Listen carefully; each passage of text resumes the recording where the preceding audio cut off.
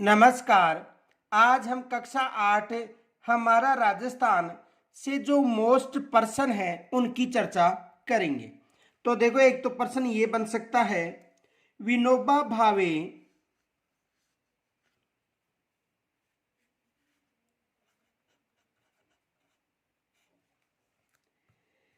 विनोबा भावे की अपील पर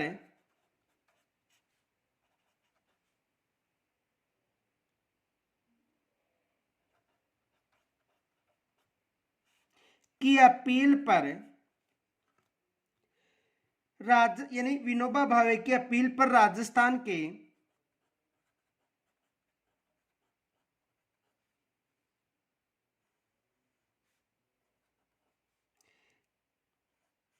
किस जिले में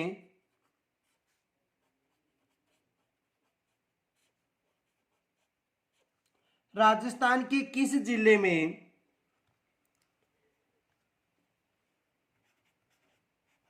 भूदान प्रारंभ किया गया।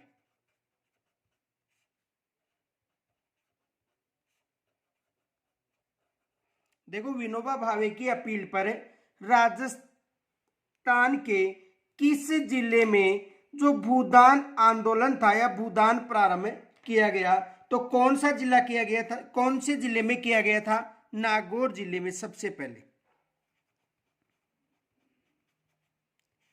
नागौर जिले में सबसे पहले किस जिले में किया गया था? नागौर जिले में किया गया था, ये याद रखना। और वैसे जो विनोबा भावे ने 18 अप्रैल 1951 को तेलंगाना के एक छोटा सा गांव था तिरुचपल्ली में एक जमीन का टुकड़ा दान देकर भूदान आंदोलन शुरू किया था। ये भी फैक्ट याद रखना। देखो, नोट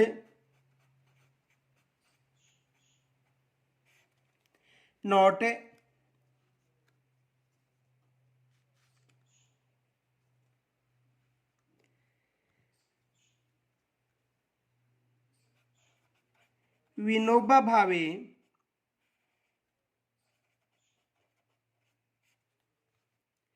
ने 18 अप्रैल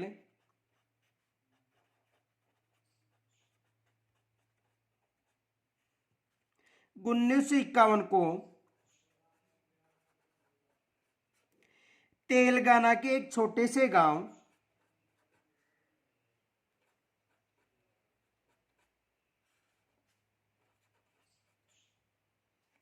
तेलंगाना के एक छोटे से गांव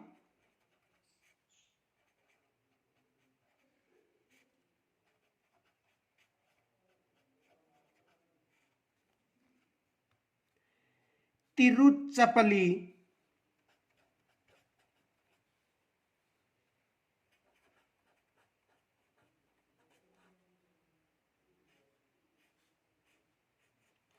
तिरुचपली में एक जमीन का टुकड़ा देकर में एक जमीन का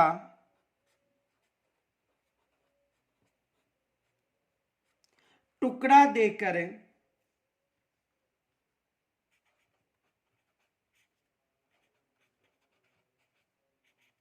देकर भूदान आंदोलन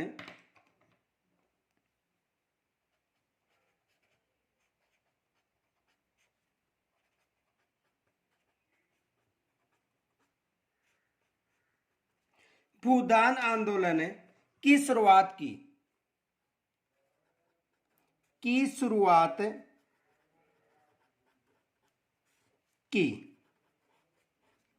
ये प्रश्न भी बन सकता है। दूसरा ये याद रखना,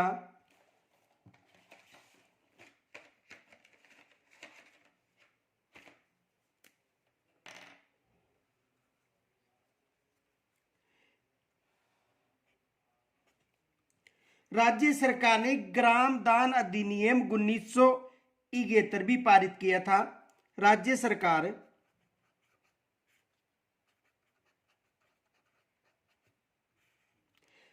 सरकार ने ग्राम दान अधिनियम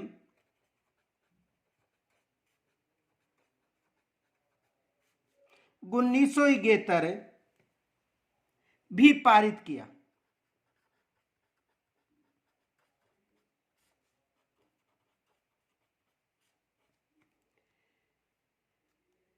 अब देखो दूसरा प्रश्न ये बन सकता है कि राज्य सरकार ने राजस्थान काश्तकारी अधिनियम कब लागू किया था?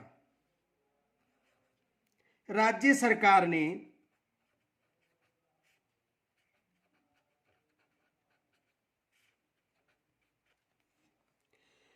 राजस्थान काश्तकारी अधिनियम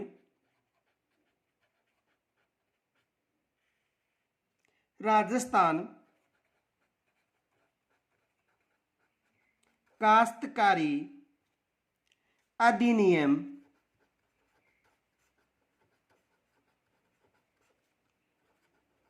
कब पारित किया था?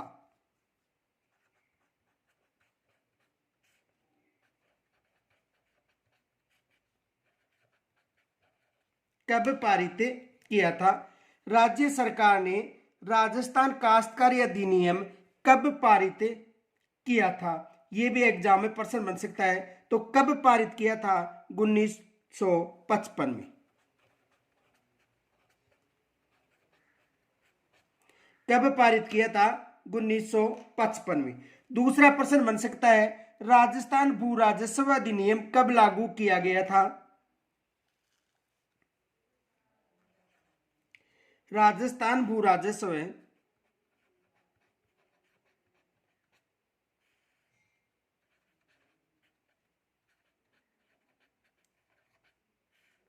अधिनियम कब लागू किया गया था?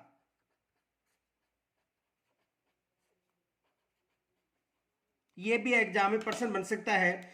तो राजस्थान भू राजस्व अधिनियम 1956 में लागू किया गया था। कब लागू किया गया था? 1956 में। तो राजस्थान भू राजस्व अधिनियम कब लागू किया गया था? 1956 में। यह भी एग्जाम में प्रश्न बन सकता है। दूसरा प्रश्न यह बन सकता है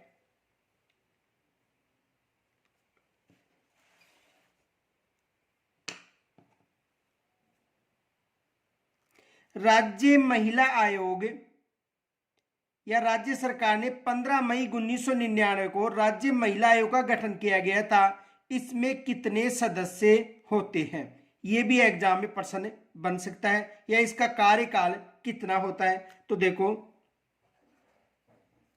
राज्य महिला आयोग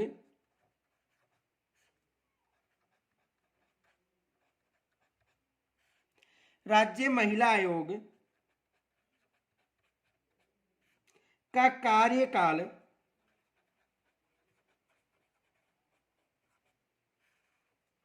होता है। तो राज्य महिला आयोग का कार्यकाल कितने वर्ष का होता है? 3 वर्ष का होता है। कितने वर्ष का होता है? 3 वर्ष का कार्यकाल होता है। और राज्य महिला आयोग में एक सदस्य व 3 अन्य सदस्य होते हैं। एक अध्यक्ष व 3 अन्य सदस्य।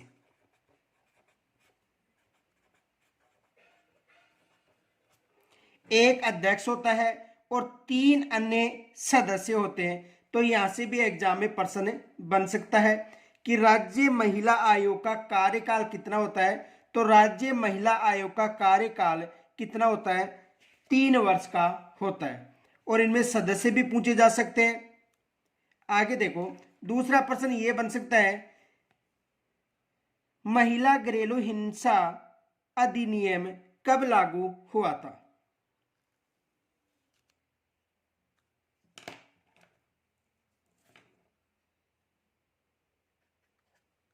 महिला घरेलू हिंसा महिला घरेलू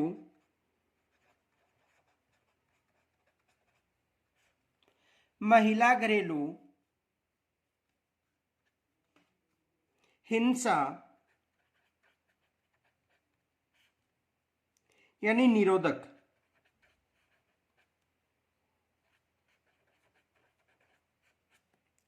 अधिनियम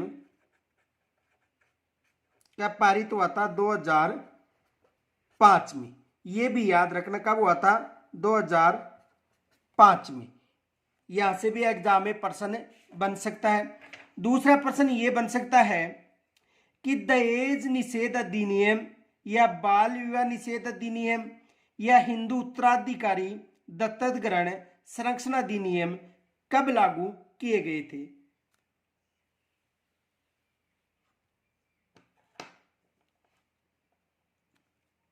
देखो ये मोस्ट माना हिंदू उत्तराधिकारी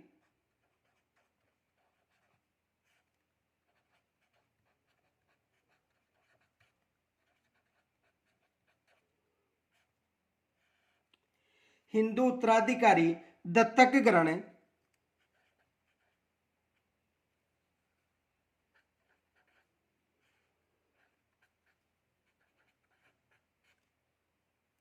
एवं संरक्षण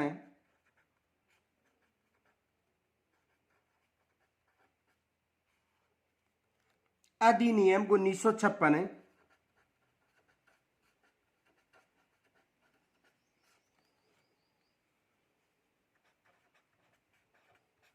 और संशोधित 2005।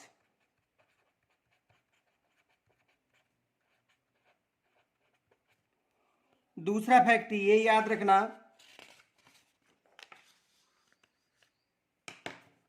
दहेज निषेध अधिनियम 1961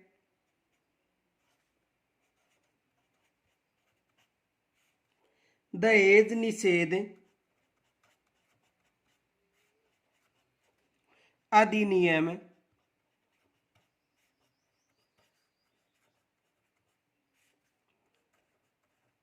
1961। और तीसरा ये याद रखना, बाल विवाह निषेध अधिनियम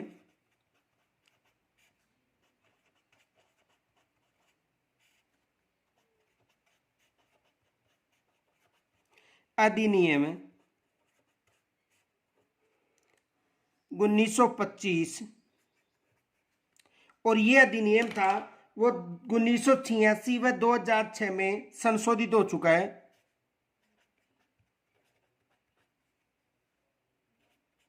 संशोधन 1986 व 2006, ये विशेष याद रखना। अब देखो दूसरा प्रश्न ये बन सकता है कि एक ईवीएम द्वारा अधिकतम कितने उम्मीदवार वोट दे सकते हैं। जो वोट मतदान प्रक्रिया है उसमें जो ईवीएम है उसके द्वारा अधिकतम कितने उम्मीदवार वोट दे सकते हैं। तो देखो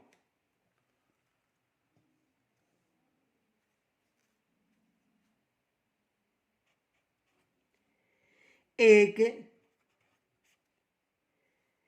ईवीएम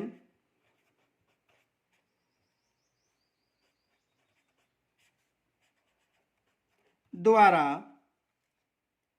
अधिकतम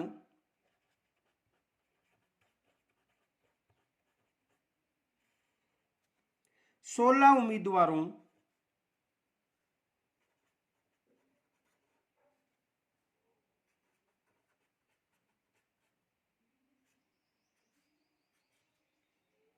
को वोट दिया जा सकता है।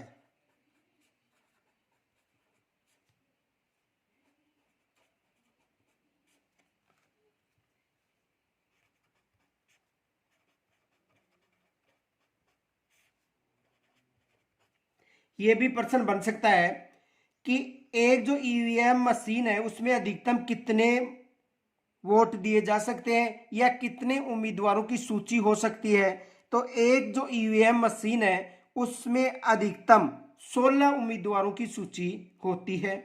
दूसरा प्रश्न ये बन सकता है कि नोटा का पूरा नाम क्या है। नोटों का पूरा नाम क्या है।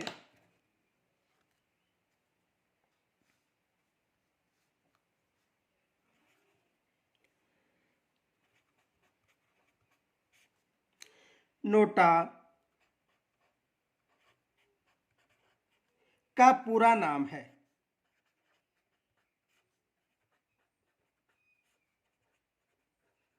ये भी एग्जाम में प्रश्न बन सकता है। नॉन ऑफ द एबोव पूरा नाम है।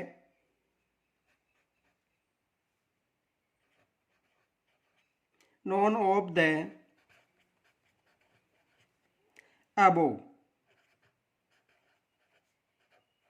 इसका पूरा नाम है। तो ये भी विशेष याद रखना, यहां से भी एग्जाम में प्रश्न आ सकता है। अब इनके अलावा देखो,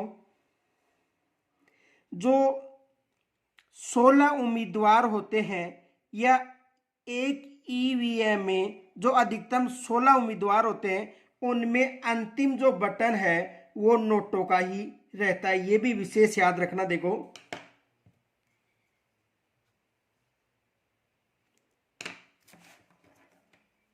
नोट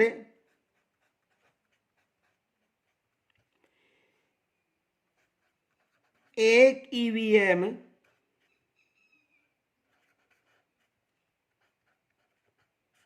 में 16 उम्मीदवार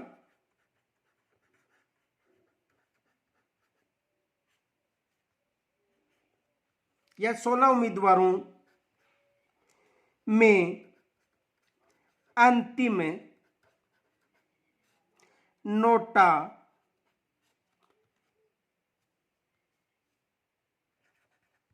का बटन होता है। यह भी विशेष याद रखना कि अंतिम किसका बटन होता है, नोटा का बटन होता है। दूसरा प्रश्न यह बन सकता है कि प्रत्येक मतदान केंद्र के लिए जिला निर्वाचन अधिकारी द्वारा एक मतदान दल का गठन किया जाता है। यानी देखो, प्रत्येक मतदान केंद्र के लिए जो जिला निर्वाचन अधिकारी है उससे एक मतदान दल का गठन किया जाता है। तो प्रश्न पूछा जा सकता है कि मतदान केंद्र के लिए जो मतदान दल है उसका गठन किसके द्वारा किया जाता है। देखो, प्रश्न यह बन सकता है,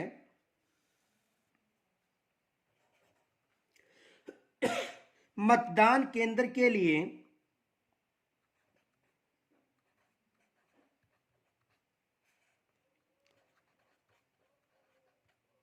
मतदान केंद्र के लिए मतदान दल का गठन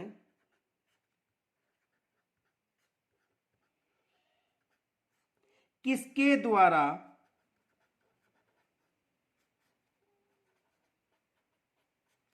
किया जाता है।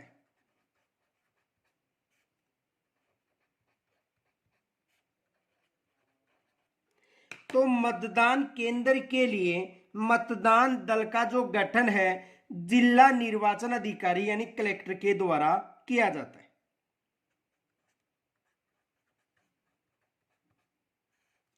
जिला निर्वाचन अधिकारी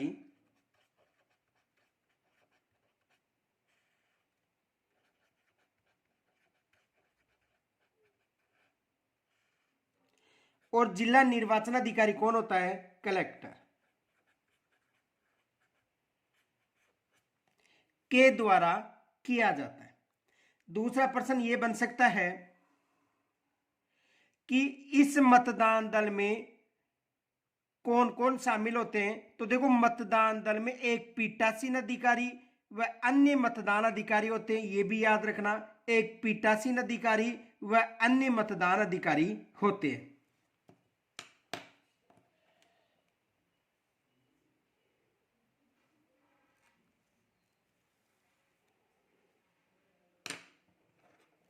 देखो, ये फैक्ट याद रखना, नोट मतदान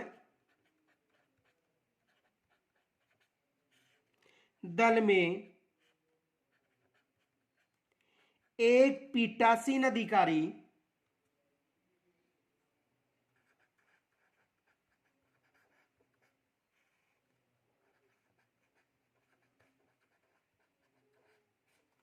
व अन्य मतदान अधिकारी होते हैं।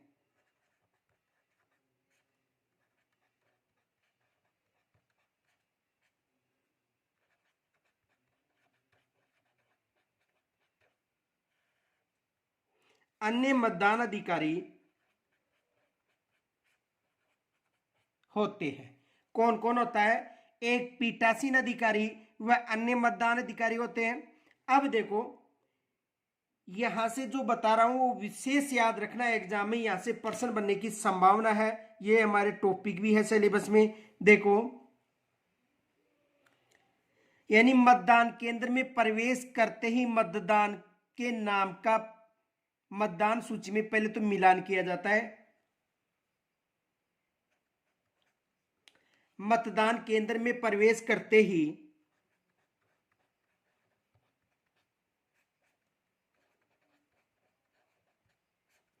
में प्रवेश करते ही मतदान केंद्र में प्रवेश करते ही मतदाता के नाम का मतदाता के नाम का मतदान सूची या मतदाता सूची में मिलान किया जाता है। मतदाता सूची में मिलान किया जाता है।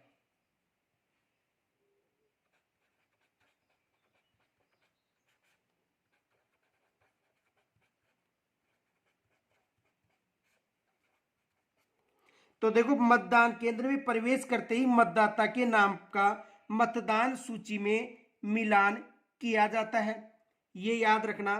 तो ये तो प्रथम रजिस्ट्रार हो गया, क्योंकि जैसे प्रवेश करोगे करते ही पहले रजिस्टर में मतदान सूची में नाम मिलाया जाता है। तो ये कौन सा रजिस्ट्रार हो गया? प्रथम रजिस्ट्रार हो गया। आगे देखो प्रवेश करने के बाद देखो पहले मतदान सूची में नाम मिलाया जाता है। उसके बाद देखो उसके बाद मतदाता के बाएं हाथ की तर्जनी अंगुली पर अमिट स्याही लगाई जाती है। एग्जाम में आ सकता है कि मतदाता के किस हाथ पर, बाएं हाथ पर या बाएं हाथ की किस अंगुली पर, तर्जनी अंगुली पर अमिट स्याही लगाई जाती है। दूसरा प्रश्न बन सकता है, याद रखना फैक्ट विशेष, मतदान रजिस्टर में हस्ताक्षर यानी उसके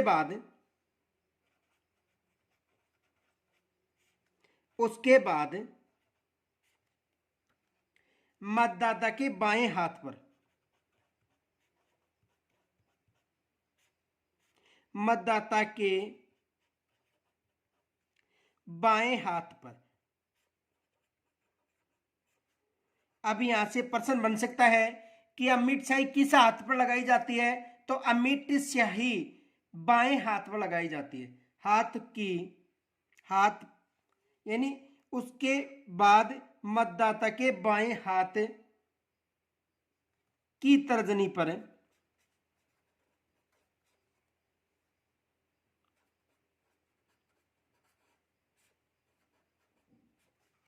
तर्जनी कौन सी अंगुली होती है? अंगूठे की पास वाली अंगुली होती है, ये याद रखना। देखो ये तर्जनी अंगूठी है, यानी कहां पर जो अंगुली कौन सी है? तर्जनी। तो बाएं हाथ के अंगूठे की पास वाली जो अंगुली है वो कौन सी है? तर्जनी। तो यानी कहने का मतलब उसके बाद मतदाता के बाएं हाथ की तर्जनी पर या तर्जनी अंगुली पर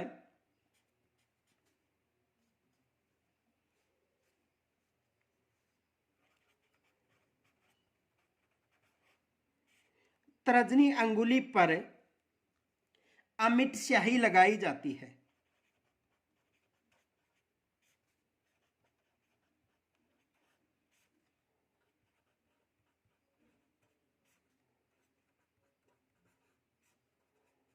दूसरा प्रश्न बन सकता है, देखो सबसे पहले मतदाता के पहचान की जाती है, उसके बाद कौन सा हाथ? बायां हाथ की कौन सी अंगुली? तर्जनी अंगुली। और तर्जनी अंगुली जो अंगूठे के पास, देखो ये अंगूठा, ये पास वाली अंगुली कौन सी है? तर्जनी अंगुली, तो यहां पर अमिट स्याही लगाई जाती है।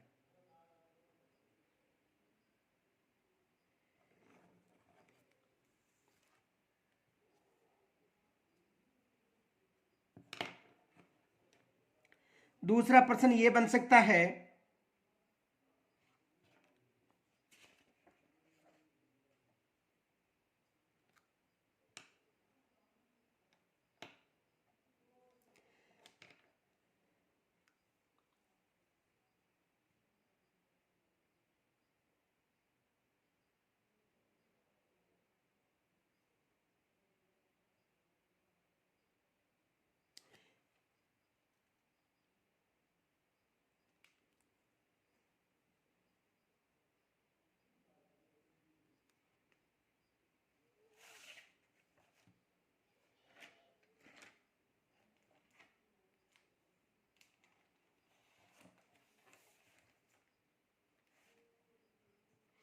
दूसरा प्रश्न ये बन सकता है, राजस्थान में नगर निगम का के प्रमुख को कहते हैं। राजस्थान में नगर निगम के प्रमुख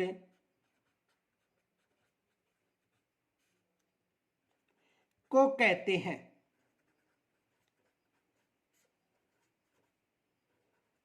दूसरा प्रश्न बन सकता है कि राजस्थान में नगर निगम के प्रमुख को कहते हैं। तो देखो, नगर निगम का जो प्रमुख है उसे महापौर कहते हैं।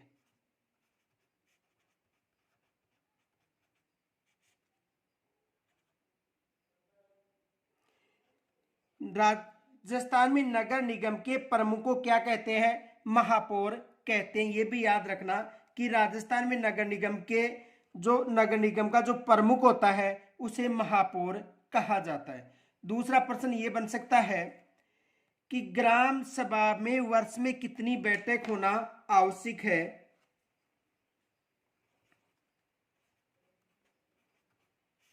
ग्राम सभा में वर्ष में कितनी बैठकें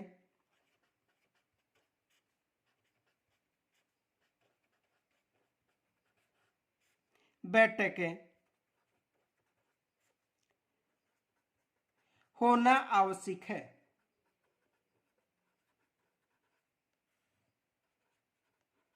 दूसरा प्रश्न बन सकता है कि ग्राम सभा में वर्ष में कितनी बैठक होना आवश्यक है? तो ग्राम सभा में वर्ष में 4 बैठक होना आवश्यक है।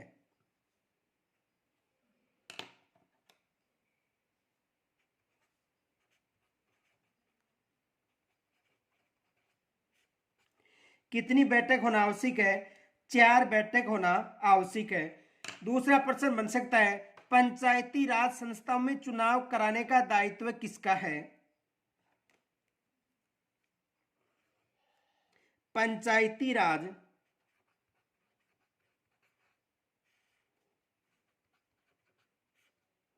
संस्थाओं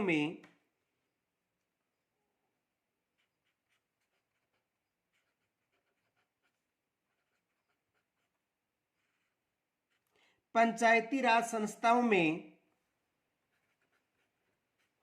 चुनाव कराने का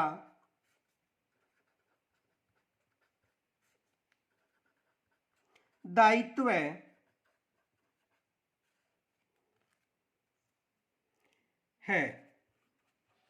तो देखो, पंचायती राज संस्था में चुनाव कराने का जो दायित्व है राज्य निर्वाचन आयोग का है। किसका है? राज्य निर्वाचन आयोग।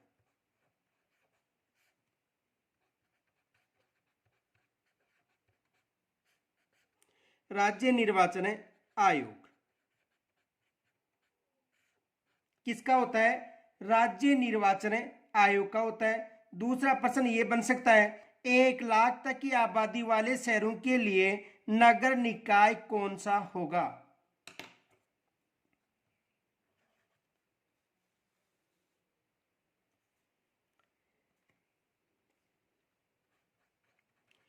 एक लाख की आबादी वाले शहरों के लिए, की आबादी वाले शहरों के लिए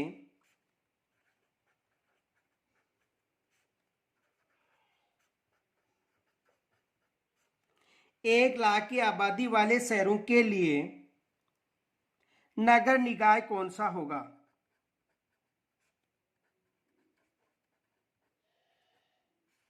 नगर निकाय कौन सा होगा या कौन सा है?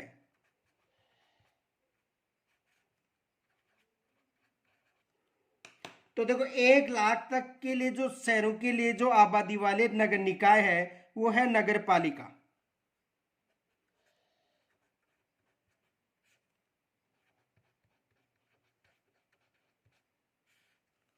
कौन सा नगर निकाय है? नगर पालिका है। ये भी याद रखना, यहां से भी एग्जाम में प्रश्न बन सकता है।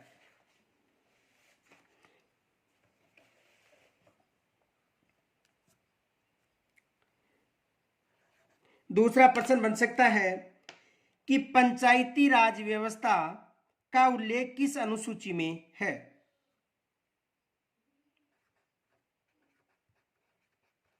पंचायती राज व्यवस्था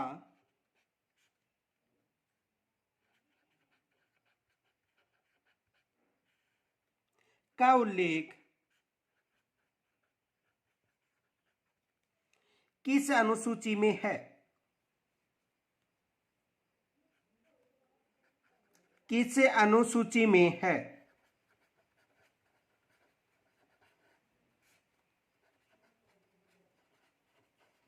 तो किस अनुसूची में है? 11वीं अनुसूची में।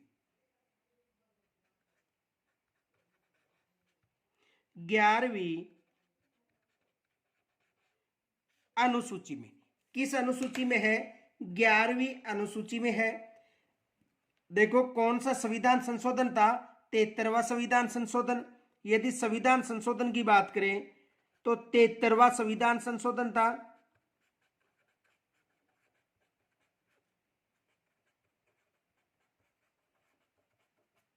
कौन सा संविधान संशोधन था? 73वां संविधान संशोधन था। और कितने विषय थे? 29 विषय थे या मध्य थे। कितने विषय थे? 29 विषय या मध्य थे। दूसरा प्रश्न यह बन सकता है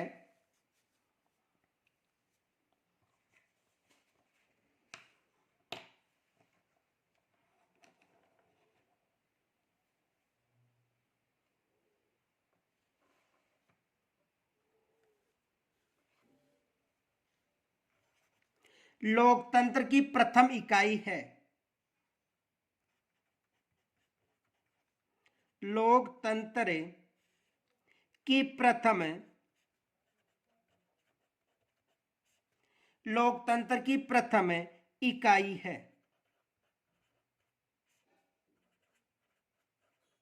यह भी एग्जाम में प्रश्न बन सकता है कि लोकतंत्र की प्रथम इकाई है।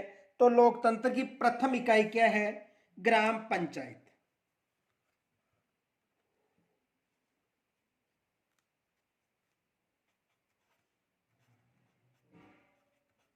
ग्राम पंचायत।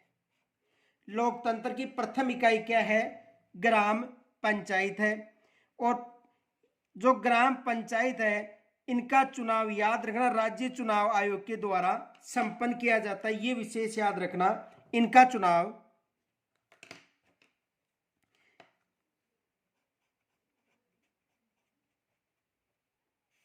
इनका चुनाव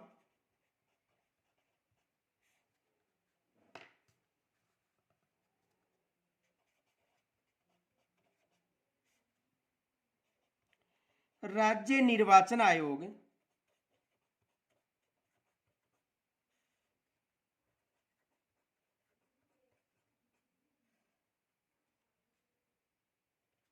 द्वारा करवाया जाता है।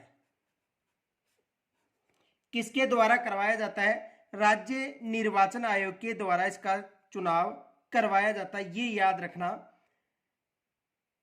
इनके अलावा देखो, ग्राम पंचायत की प्रत्येक माह में कम से कम 2 बैठक होना आवश्यक है, ये फैक्ट भी याद रखना।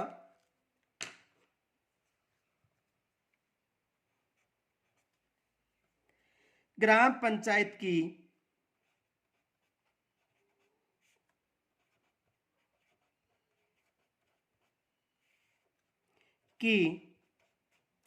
प्रत्येक माह में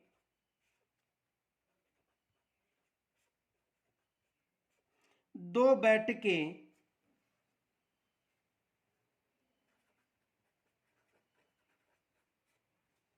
आवश्यक होती हैं।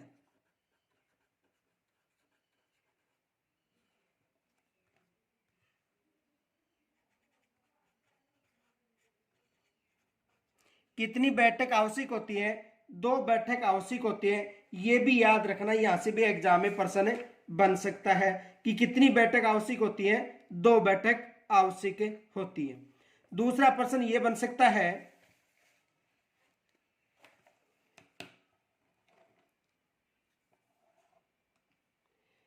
वित्त आयोग से पंचायती राज संस्थाओं के लिए प्राप्त अनुदान किसे दिया जाता है? यह भी एग्जाम में प्रश्न बन सकता है। देखो, वित्त आयोग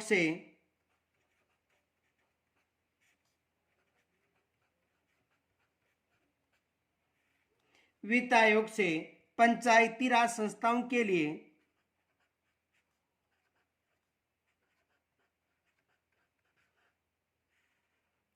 पंचायती राज संस्थाओं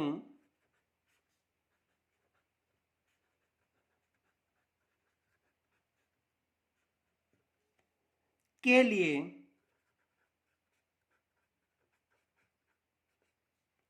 प्राप्त अनुदान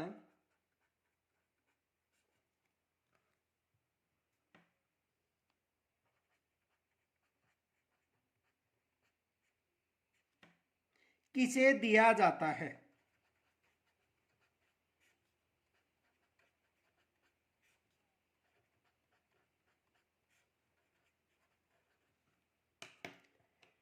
तो देखो, ग्राम पंचायत को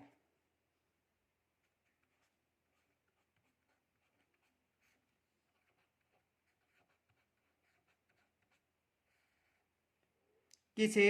ग्राम पंचायत को। दूसरा प्रश्न यह बन सकता है कि पंचायती राज व्यवस्था में प्रथम स्तर पर निर्वाचित निकाय और लोकतंत्र की बुनियादी इकाई है।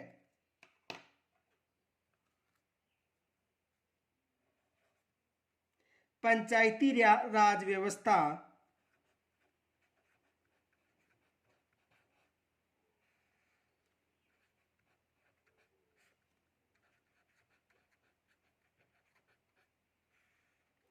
पंचायती राज व्यवस्था में प्रथम स्तर पर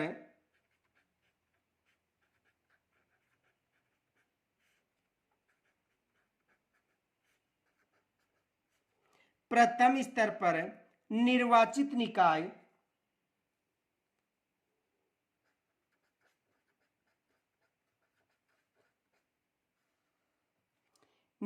निकाय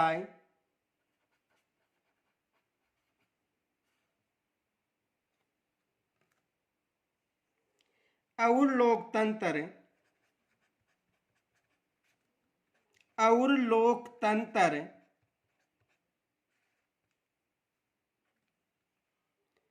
की बुनियादी इकाई है।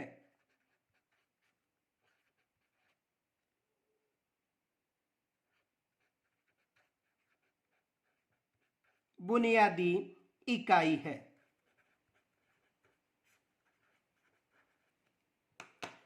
तो कौन सी है? ग्राम पंचायत।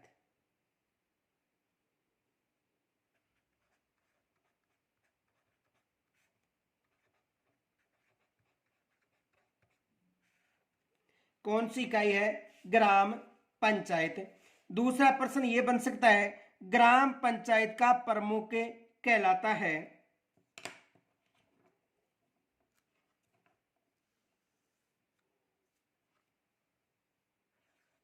ग्राम पंचायत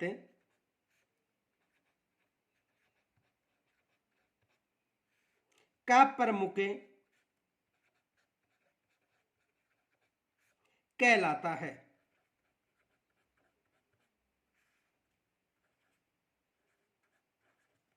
तो ग्राम पंचायत का प्रमुख कौन कहलाता है? सरपंच।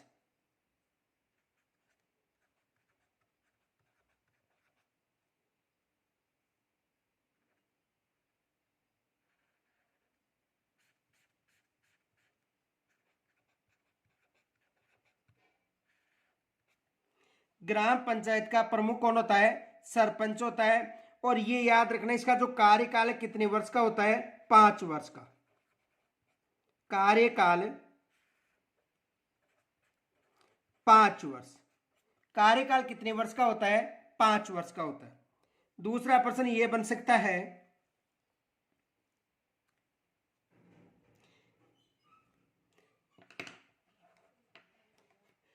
लोकतंत्र की प्राथमिक पाठशाला है।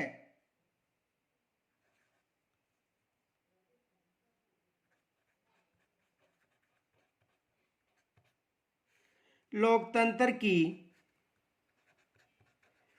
प्राथमिक पाठशाला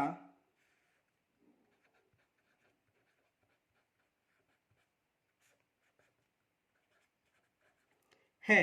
तो लोकतंत्र की प्राथमिक पाठशाला कौन होती है? पंचायती राज संस्थाएं।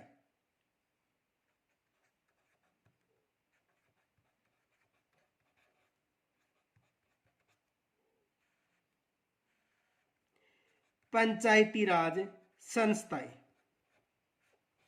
कौन होती है? पंचायती राज संस्थाएं। दूसरा प्रश्न यह बन सकता है कि पंचायती राज संस्थाओं में चुनाव लड़ने हेतु प्रत्याशी की न्यूनतम आयु सीमा है।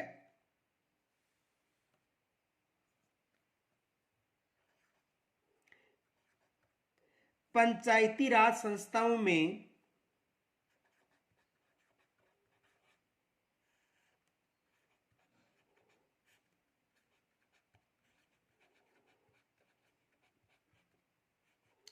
पंचायती राज संस्थाओं में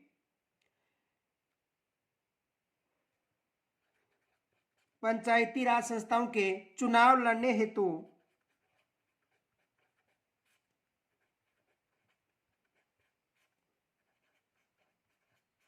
न्यूनतम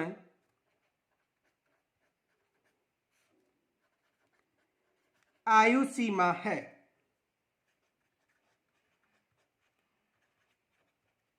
कितनी है?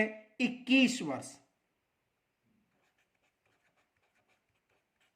आयु सीमा कितनी है? 21 वर्ष। यह भी प्रश्न बन सकता है। दूसरा प्रश्न बन सकता है,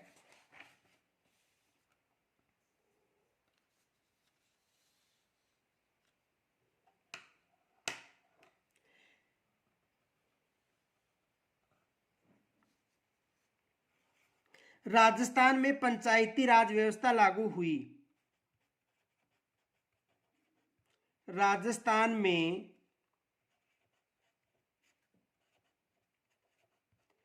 पंचायती राज व्यवस्था लागू हुई। यह भी एग्जाम में प्रश्न बन सकता है कि राजस्थान में पंचायती राज व्यवस्था लागू हुई। तो देखो, राजस्थान में पंचायती राज व्यवस्था 2 अक्टूबर 1959 को लागू हुई थी। 2 अक्टूबर 1959 में। यानी राजस्थान में पंचायती राज व्यवस्था कब लागू हुई थी? 2 अक्टूबर 1959 में हुई थी। तो यह भी एग्जाम में प्रश्न बन सकता है। दूसरा प्रश्न यह बन सकता है, पंचायत समिति तथा जिला परिषद का कार्यकाल कितने वर्ष का होता है? तो पंचायत समिति या जिला परिषद सबका कार्यकाल कितने वर्ष का होता है? 5 वर्ष का होता है। तो देखो, जिला परिषद का कार्यकाल कितने वर्ष का होता है?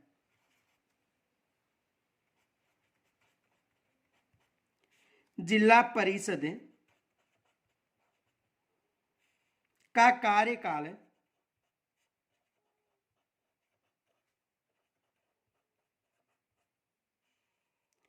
कितने वर्ष का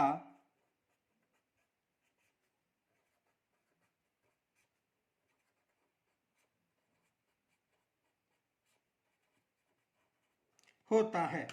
तो कितने वर्ष का होता है? 5 वर्ष का।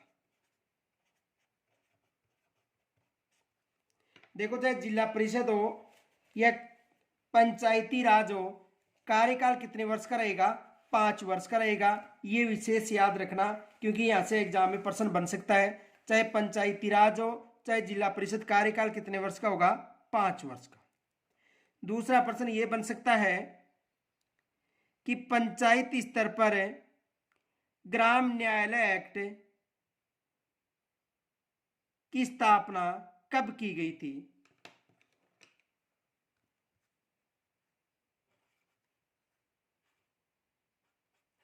ग्राम न्यायालय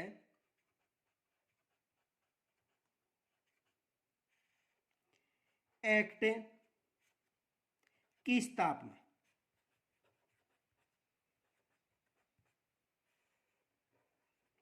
तो कब की गई थी? 2008 में। कब की गई थी? 2008 में की गई थी। दूसरा प्रश्न यह बन सकता है कि राजस्थान में पहला ग्राम न्यायालय कहां खोला गया था?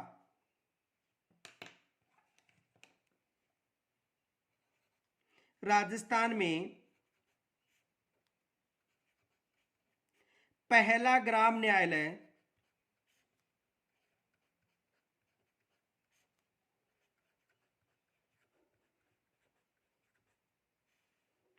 कहां खोला गया था?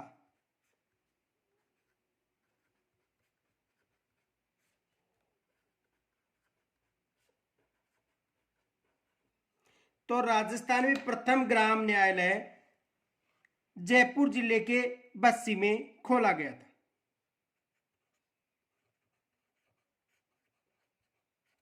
जयपुर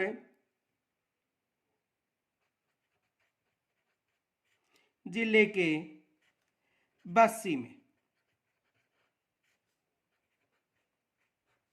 कहां पर खोला गया था? जयपुर जिले के बस्सी में खोला गया था।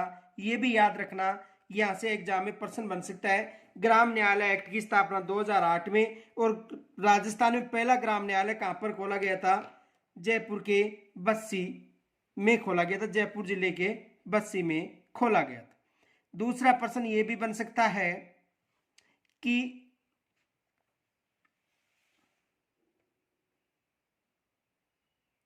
ग्राम सभा का क्षेत्र होता है।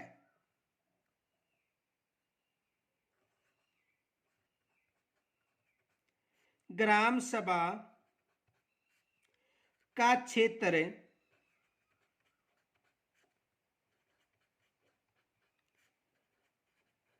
होता है। ग्राम सभा का क्षेत्र होता है। तो देखो, ग्राम सभा का जो क्षेत्र है वो एक राजस्व ग्राम होता है।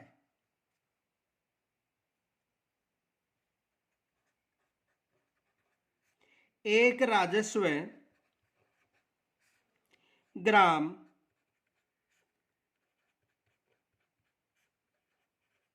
होता है, यानी एक राजस्व ग्राम होता है। ये भी याद रखना, ग्राम सभा का क्षेत्र होता है, एक राजस्व ग्राम होता है।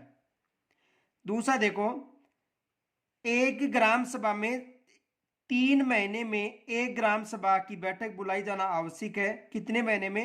3 माह में। और कुल बैठक कितनी हो गई? 4 बैठक। तो देखो, ये फैक्ट याद रखना, नोट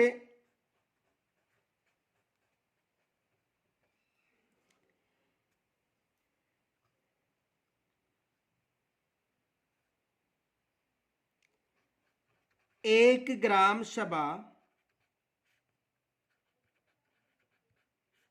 में, एक ग्राम सभा में 3 महीने में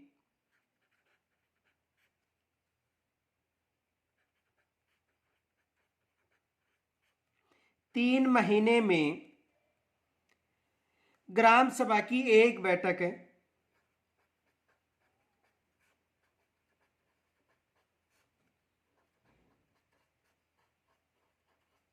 ग्राम सभा की एक बैठक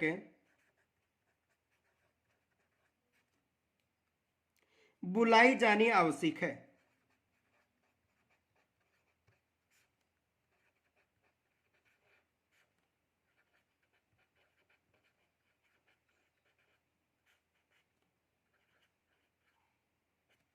यानी ग्राम सभा में 3 महीने में ग्राम सभा की एक बैठक बुलाई जानी आवश्यक है। कहने का मतलब है कि वर्ष में 4 बैठक। वर्ष में कितनी बैठकें हो गई? 4 बैठक। अब देखो यहां से एग्जाम में प्रश्न बन सकता है कि ग्राम सभा की बैठक कब होती है। तो देखो ग्राम सभा की जो 4 बैठक है, एक होगी 26 जनवरी को,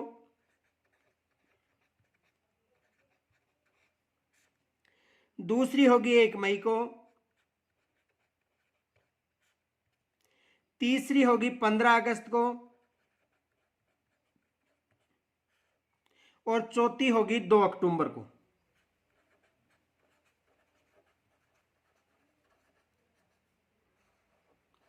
कितनी बैठक हो गई? 4 बैठक हो गई। ये चारों बैठक विशेष याद रखना आपको, क्योंकि ये आपसे एग्जाम में प्रश्न बन सकता है। दूसरा प्रश्न बन सकता है कि नगर निगम का अध्यक्ष होता है।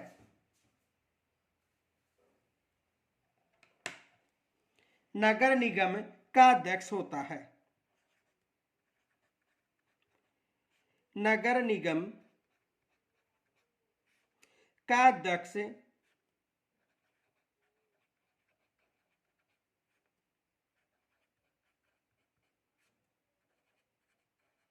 होता है। यानी नगर निगम का अध्यक्ष होता है। तो नगर निगम का अध्यक्ष महापौर होता है।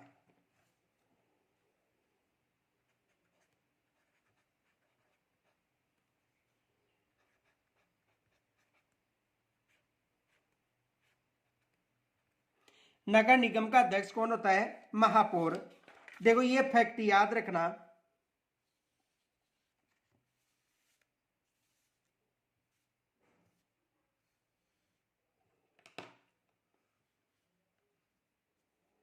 नोट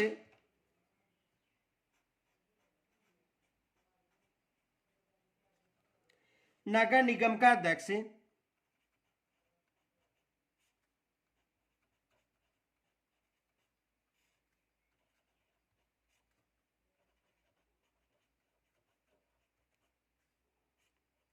नगर निगम का अध्यक्ष महापौर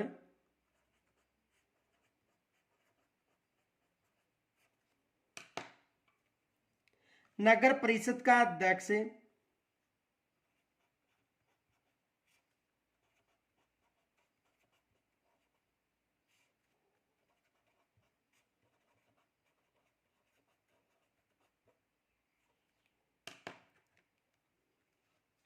सभापति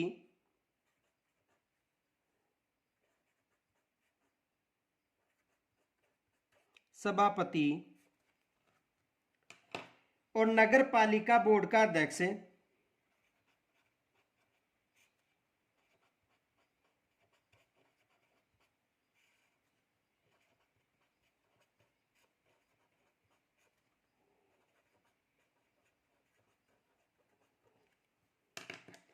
नगर पालिका अध्यक्ष।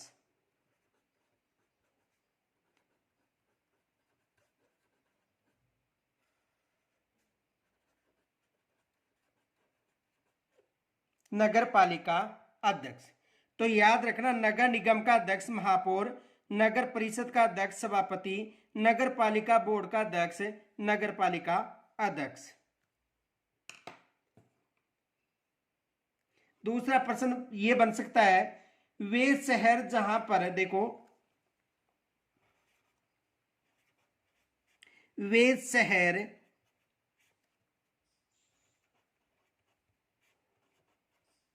जहां पर जनसंख्या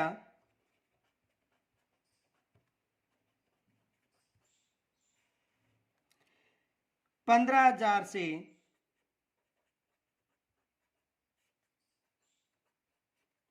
1 लाख तक के बीच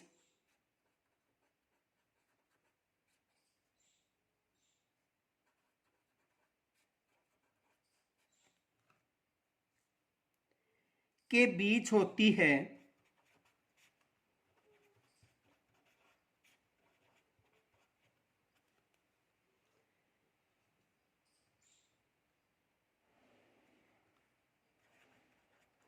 वहां पर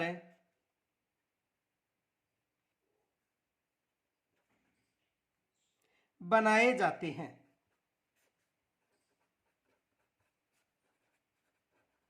यानी वे शहर जहां पर जनसंख्या 15,000 से 1 लाख तक के बीच होती है वहां पर बनाए जाते हैं। तो देखो वहां पर नगरपालिका बोर्ड बनाए जाते हैं। नगरपालिका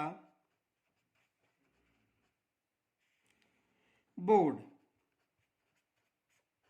वहां पर नगरपालिका बोर्ड बनाए जाते हैं। ये याद रखना, यहां से एग्जाम में प्रश्न बन सकता है।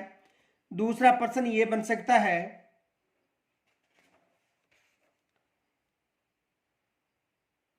कि नगरीय स्वशासन की इकाई है।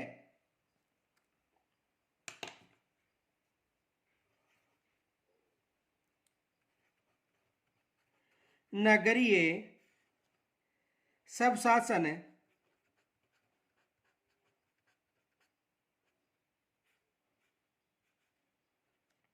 की इकाई है।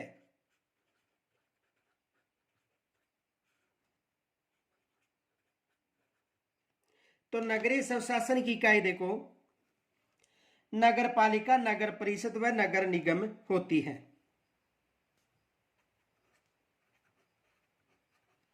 नगर पालिका,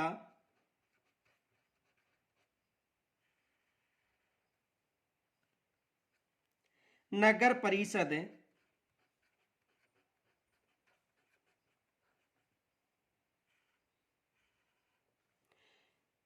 व नगर निगम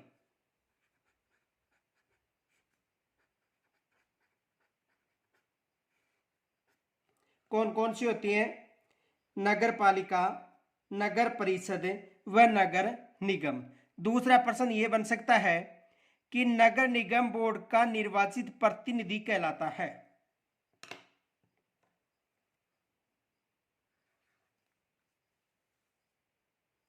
नगर निगम वार्ड का, नगर निगम वार्ड का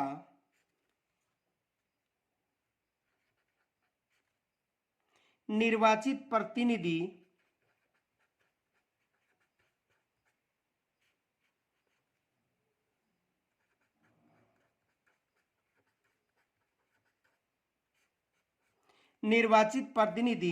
कहलाता है।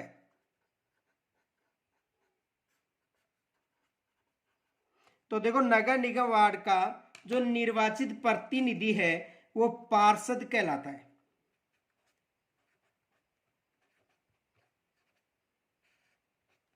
क्या कहलाता है? पार्षद कहलाता है। दूसरा पंचायत समिति का मुखिया, देखो ये फैक्ट याद रखना,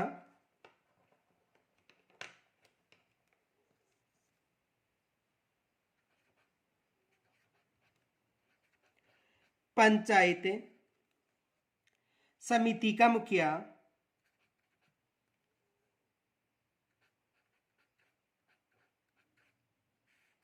पंचायत समिति का मुखिया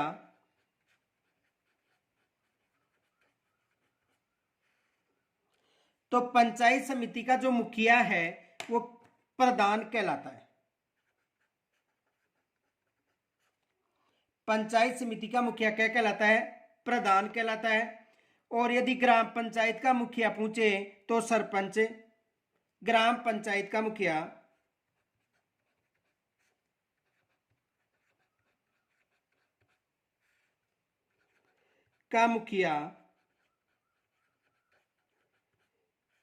ग्राम पंचायत का मुखिया कौन कहलाता है? सरपंच।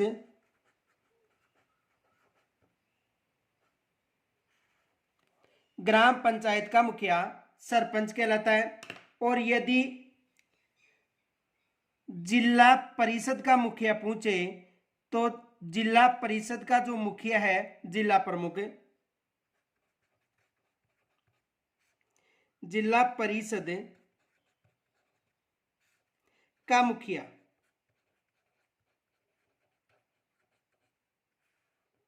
जिला परिषद का मुखिया जिला प्रमुख,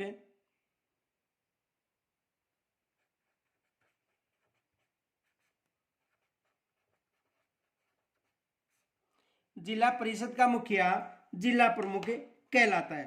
दूसरा प्रश्न आ सकता है, पंचायत समिति का सहकारी पदाधिकारी,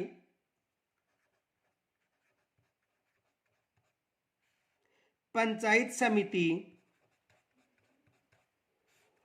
का सरकारी मुखिया, पंचायत समिति का सरकारी पदाधिकारी या मुखिया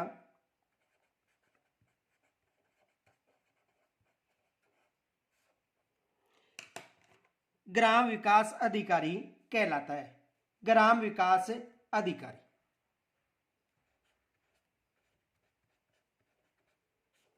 ग्राम विकास अधिकारी।